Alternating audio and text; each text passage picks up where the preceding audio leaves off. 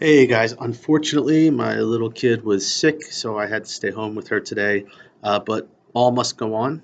The lab needs to continue. So today, you guys will pick up with day two of the egg lab. And what you're going to be doing today is just like the procedure says, you will be taking the egg from the vinegar and then covering it up with corn syrup. Now let's take a look at where our eggs are located. They're right over here in the fume hood. For our guest teacher, these are period ones right here. These are period threes back here. Okay. Period fours are right here. Period 5B back here, including this one, and then period 5C. If you notice, guys, there's some frothy stuff that has formed on the surface of the vinegar. Think about what that stuff is. But anyway, we're going to want to get rid of that. So later on in the lab, when you take your egg out, you will be cleaning out your beakers. And I'll explain that in just a moment. So at each lab table, I have a large beaker. This will be your waste beaker. I don't want you to pour the vinegar in the sinks here at the lab tables. So we will pour our vinegar into these waste beakers. And just like the procedure says, you will decant the vinegar from the egg. So take 2 fingers over top of the beaker like I showed you before, and we'll slowly pour off the vinegar.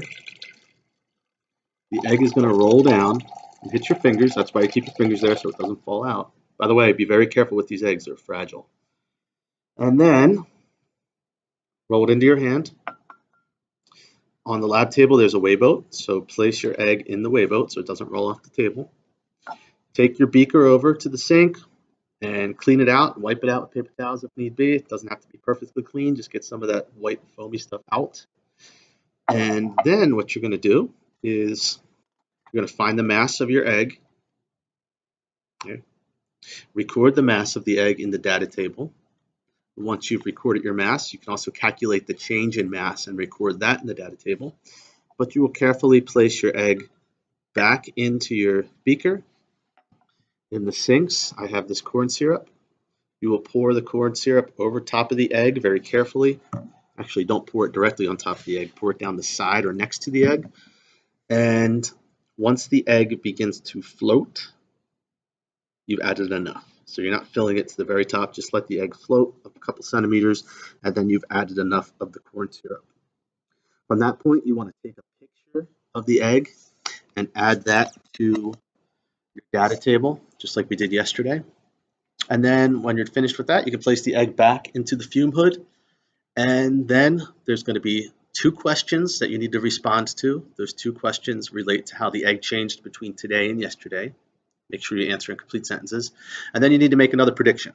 Just like yesterday, you want to predict how the egg is going to change between now, when we added the corn syrup, to Friday when we come back to them, because we won't have class tomorrow.